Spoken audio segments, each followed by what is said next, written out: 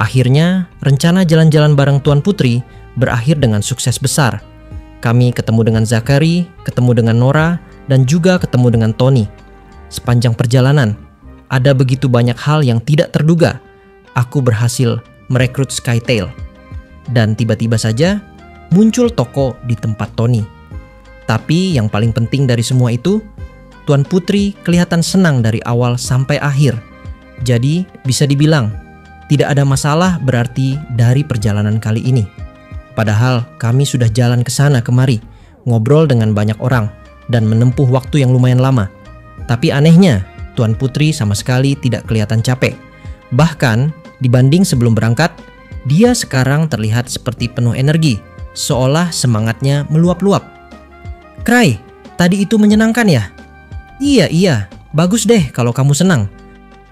Kayaknya, dia udah bisa lepas dari stres juga.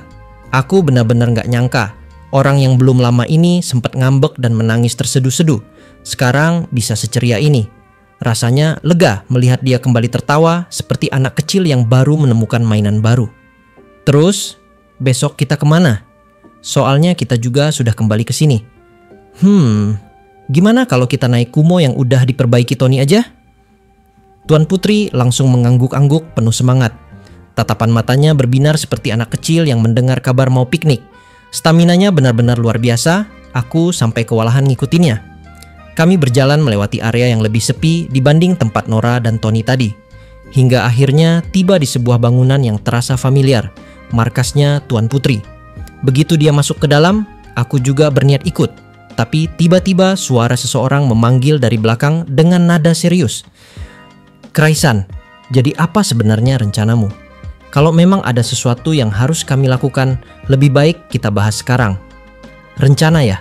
Santai aja, nggak perlu dibahas kok. Intinya sih simple saja. Kalau Kaiser dan saya berhasil mengamankan Pangeran Agus dan bergabung sama kita, maka kita tinggal bawa kabur semua anggota keluarga kerajaan yang tersisa. Detail dan teknisnya akan diatur oleh Kaiser dan saya. Enaknya punya teman yang jenius. Aku bisa duduk santai dan ikut alur doang, tanpa harus repot-repot jalanin misi ini. Aku akan melakukan apa yang aku mau, Thousand Tricks. Tidak tahu apa yang kau pikirkan, tapi aku tak tertarik bermain pertemanan seperti ini. Kalau rencanamu sudah mulai jalan, panggil aku." Skytail ngomong begitu, lalu pergi begitu saja. Dia ini sadar nggak sih kalau statusnya tuh buronan? Dari tadi pas nemenin Tuan Putri, dia kelihatan kayak lagi mikirin sesuatu terus-terusan. Wajahnya cemberut dan matanya kosong menatap entah kemana. "Kalau begitu, aku juga kembali dulu. Aku masih harus berlatih melawan senjata anti-code." Freaking Souls pun ikut pergi. Dan seperti biasa, meninggalkan ucapan yang super mengerikan. Entahlah, semua orang di sekitarku ini energinya kebanyakan. Aku udah capek banget. Mending langsung tidur aja.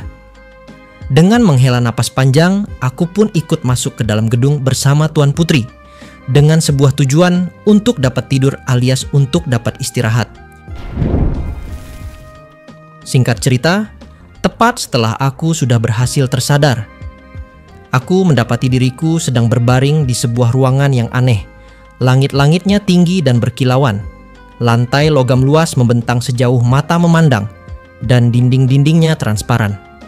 Aku menggelengkan kepala beberapa kali, masih setengah sadar dan setengah mengantuk. Lalu mencoba bangun dengan pelan. Kalau nggak salah, semalam aku tidur di ranjang kecil yang diletakkan tepat di depan kamar Tuan Putri. Setelah semua kegiatan jalan-jalan selesai. Saat aku masih kebingungan dengan apa yang sedang terjadi, suara serak yang sangat familiar terdengar dekat di telingaku. "Selamat datang, Krai Andre, entitas yang di luar dugaan code." Aku langsung menoleh ke arah sumber suara itu. Dan saat itulah aku menyadari satu-satunya benda yang ada di dalam ruangan ini, sebuah takhta. Di atas singgasana putih yang sederhana dan agung itu, duduk seorang pria tua. Matanya cekung, kulitnya mengkerut, lengannya kurus dan terlihat rapuh, bahkan lebih tipis dari milikku yang biasa bertarung sebagai hunter. Aku nggak tahu sudah berapa lama dia hidup. Tapi satu hal yang pasti, pria tua ini jelas sudah berada di ambang maut. Namun dia tetap bicara padaku. Seseorang yang belum paham apa-apa tentang situasi ini. "Maaf, tapi aku sudah tidak bisa bergerak lagi. Umurku sudah habis. Sebentar lagi nyawaku juga akan padam. Aku memanggilmu ke sini hari ini untuk mengucapkan terima kasih." Begitu dia bilang begitu, akhirnya aku sadar. Pria tua ini, dia adalah Raja Code. Suaranya nyaris sama dengan suara yang selama ini terdengar di dalam kepalaku. Dan melihat situasi seperti sekarang, sepertinya memang benar bahwa suara itu adalah suara sang Raja Code sendiri. Aku menarik napas panjang, lalu perlahan melangkah mendekat ke arah Raja Code. Mata sang raja sudah tidak lagi menatapku, tapi meski begitu, dia tetap melanjutkan kata-katanya dengan suara yang sama sekali tidak memancarkan wibawa seorang raja, namun justru terasa seperti suara seorang ayah. "Putriku, Alicia, sudah banyak merepotkanmu. Selama beberapa hari ini, aku terus mengawasimu. Aku sudah melihat hal-hal luar biasa. Aku punya banyak anak. Tapi baru kali ini aku benar-benar merasakan bagaimana rasanya melihat mereka tumbuh. Selama ini, aku mengorbankan hidupku demi melahirkan seorang raja yang kuat. Tapi mungkin saja aku sudah menyia-nyiakan sesuatu yang jauh lebih berharga." Suaranya terdengar tenang, tapi juga penuh penyesalan. Bahkan bagi orang awam pun, sudah jelas kalau Raja Code tidak akan bertahan lama. Yang aneh, justru bagaimana dia masih bisa bicara dengan lancar seperti ini, tepat di ambang kematiannya. Ya, kalau memang sudah waktunya mati, mau bagaimana lagi? Sebagai seorang hunter, aku sudah cukup terbiasa menghadapi hal-hal semacam ini. Jadi, aku hanya menghela napas dan berkata dengan pelan kepadanya, "Yang mulia, kalau memang begitu, harusnya yang Anda panggil bukan aku. Kalau enggak, nanti bakal nyesel. Mungkin kau benar, tapi aku tidak punya muka untuk menemui mereka. Bagaimanapun juga, aku yang membuat anak-anakku harus bertarung satu sama lain demi takhta, entah apapun alasannya." Ya, yang sudah terjadi nggak bisa diubah. Tapi kalau dilihat dari hasilnya, bukan cuma Tuan Putri, Zachary, Nora, dan Tony juga ternyata bukan orang jahat. Nggak ada hal buruk yang perlu dikhawatirkan. Aku tidak bisa percaya orang lain. Aku pernah dikhianati. Dan sebagai raja, ada beban berat yang harus kupikul. Aku bahkan tidak sadar kalau aku sudah membuat kesalahan selama ini. Dan sekarang, aku malah berbicara denganmu. Seseorang yang sama sekali tidak ada hubungannya dengan semua ini. Aku masih nggak ngerti sama sekali apa yang terjadi. Tapi untuk saat ini aku memilih untuk diam dan mendengarkan saja. Lagian, ini lebih mirip curhatan daripada percakapan. Kalau aku terlalu banyak nyela atau nanya ini itu, bisa-bisa malah ngabisin tenaganya. Dan jangan-jangan dia beneran malah mati di tempat. Suara Raja Code kembali terdengar, pelan namun jelas. Seperti alunan kenangan yang menyakitkan. "Kau pasti tahu soal pertempuran perebutan takhta sebelumnya, kan? Waktu itu, Asosiasi Penjelajahan mengambil kesempatan di tengah kekacauan untuk menyerang. Ada seseorang yang membantu mereka, seseorang yang sangat memahami Code, yang melarikan diri dari Code dan bersekutu dengan Asosiasi Penjelajahan saat itu. Dia adalah kekasihku." Aku refleks mengangkat alis. Baru masuk awal cerita, udah muncul pengkhianatan dan kisah cinta masa lalu. Dia wanita yang cantik, ceria, dan selalu melakukan hal-hal di luar dugaan. Kekasihku dulu, dia seperti Alicia sekarang. Ini adalah sesuatu yang sudah lama dilupakan semua orang. Tapi kurasa, sistem kota ini mengetahui bahwa aku masih menyimpan perasaan untuk wanita itu. Makanya Alicia begitu mirip dengannya. Saat kata-kata itu melayang di udara, sebuah gambar muncul tepat di depanku. Bentuknya hologram, memantulkan cahaya halus ke sekeliling ruangan yang suram. Di dalam gambar itu, tampak seorang wanita berambut panjang keemasan, dengan mata hijau zamrud yang memancarkan pesona misterius. Wajahnya lembut, namun penuh tekad. Dan memang, sangat mengingatkanku pada Tuan Putri. Jadi, ini cinta pertamanya Raja Code. Aku memang pernah dengar kalau dulu saat Code diserang, ada pengkhianat dari dalam yang bantu pihak musuh. Tapi aku nggak nyangka, pengkhianat itu ternyata adalah wanita yang dicintai sang raja sendiri. Aku harus mengingat ini baik-baik. Info kayak begini pasti berguna buat laporan nanti. Bisa jadi petunjuk penting untuk masa depan Code. Saat aku menjadi raja. Lanjutnya, suaranya mulai berat dan bergelombang seperti ditarik oleh beban kenangan. Aku mati-matian melawan para hunter yang dikirim oleh kekasihku. Aku membunuh saudara-saudaraku yang mengharapkan kejatuhanku karena dipenuhi amarah. Karena ketakutan, aku bahkan menggunakan Grand Code yang seharusnya hanya bisa dipakai sekali seumur hidup. Kekuatan itu kugunakan untuk menciptakan penghalang anti sihir, padahal seharusnya Grand Code itu bisa dimanfaatkan dengan lebih bijak untuk masa depan Code. Tapi aku menggunakannya untuk bertahan dari ketakutanku sendiri. Ia menarik napas panjang, suaranya bergetar namun tetap tenang. Lalu aku membuat banyak aturan yang kaku dan keras agar tragedi yang kualami tidak terulang. Aku ingin generasi selanjutnya menjadi lebih kuat, sampai-sampai aku merasa tidak masalah jika anak-anakku saling membunuh. Gila juga orang ini, tapi dalam artian yang berbeda, dia juga luar biasa. Kalau aku yang jadi Raja Code, aku nggak yakin bisa melakukan semua itu. Apalagi sambil menyimpan luka pribadi sedalam itu selama bertahun-tahun. Itu semua adalah kesalahan, ujarnya lebih lirih dari sebelumnya. Kalau kupikir lagi, mungkin itulah alasan kenapa aku selalu menghindari melihat anak-anakku tumbuh. Aku takut keputusanku goyah. Aku harus terus bertarung, harus tetap jadi raja. Sejenak ia terdiam sebelum kembali menatapku dengan mata suram yang memendam beban dunia.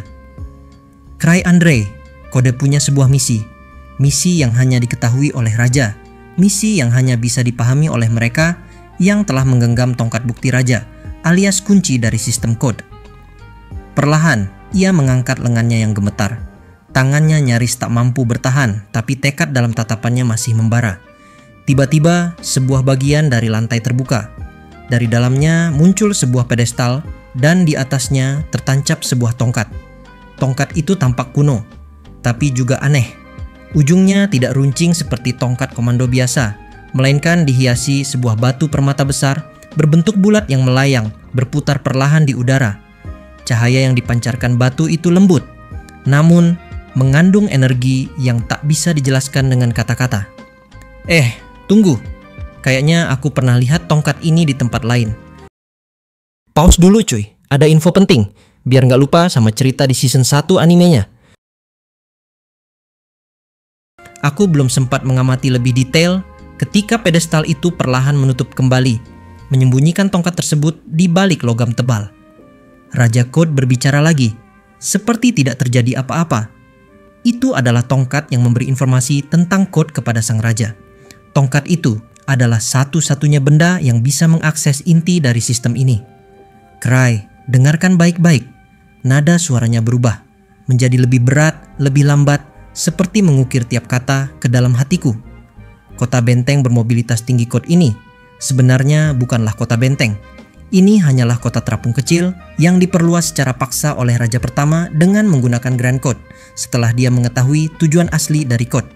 Lebih tepatnya, ini hanyalah rumah, kota terapung pribadi, dibuat untuk bersenang-senang. Aku refleks mematung.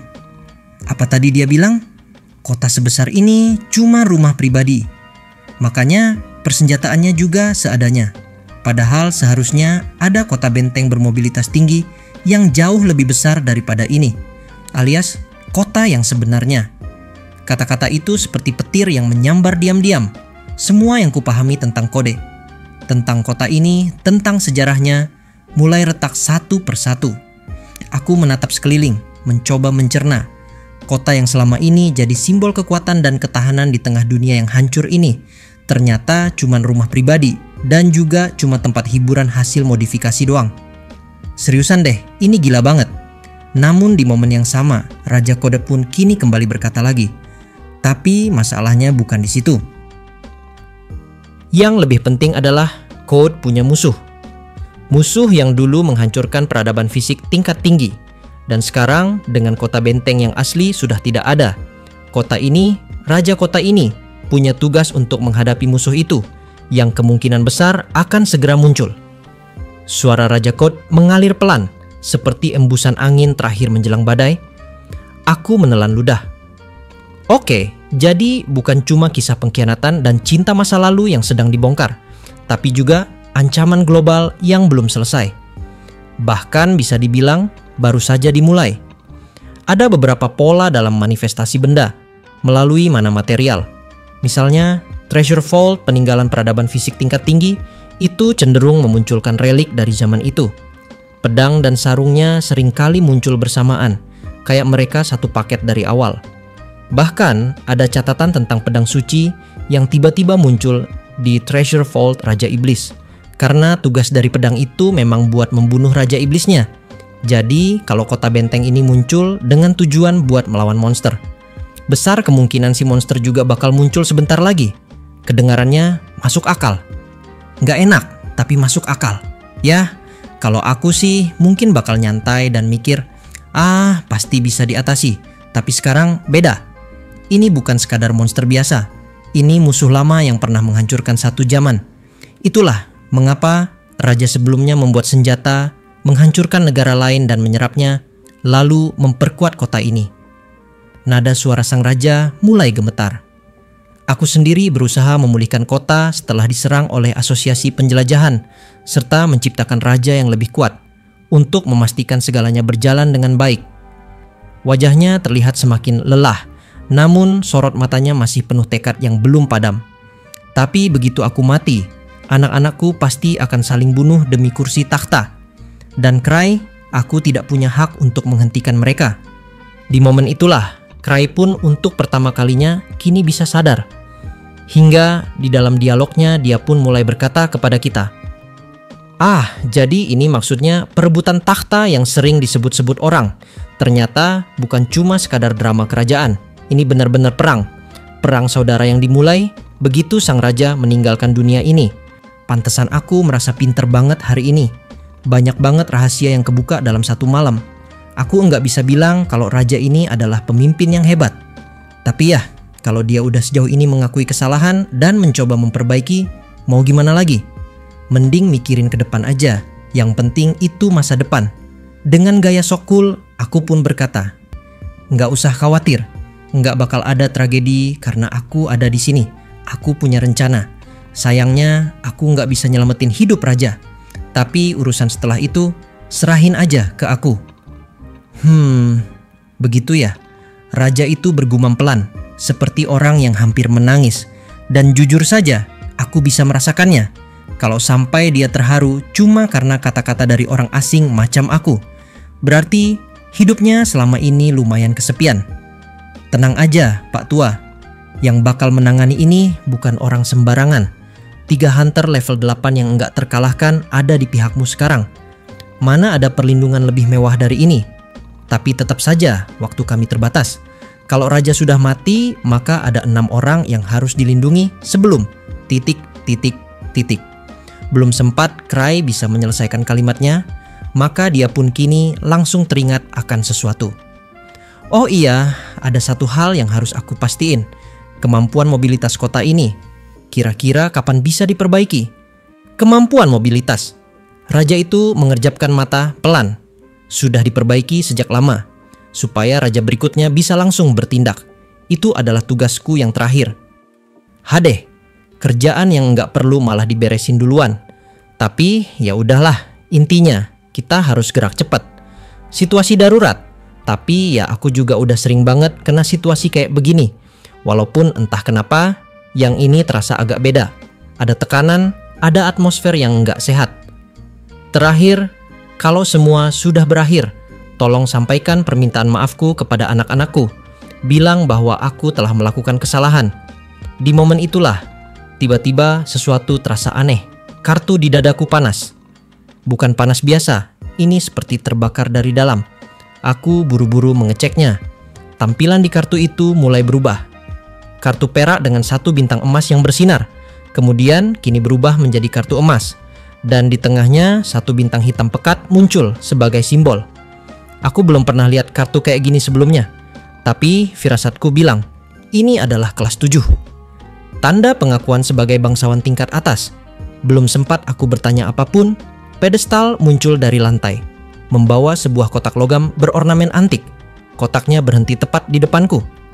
Dan perlahan terbuka dengan suara lembut, nyaris tak terdengar. Di dalamnya sesuatu yang sangat familiar muncul, yaitu itu adalah 1 batang coklat. Di momen inilah raja pun langsung berpesan kepada Cry tepat sebelum dirinya mati. Berikan itu pada Alisha, dan tolong jaga mereka semua. Setelah itu, singgasana tempat raja duduk perlahan tenggelam ke dalam lantai, seolah ia dibawa kembali ke tanah tempat ia berasal. Kaca di sekeliling berubah menjadi hitam pekat, menandai akhir dari semuanya. Aku berdiri membeku, genggaman tanganku erat pada batang coklat itu, dan seketika dunia kini jadi berputar. Terasa seperti semua gravitasi tercabut dari tubuhku. Nah, dengan ini cerita bagian yang ketiga alias cerita chapter 3 dari volume ke-12 sekarang sudah selesai. Terima kasih banyak yang sudah simak video ini sampai habis, dan salam baku hantam.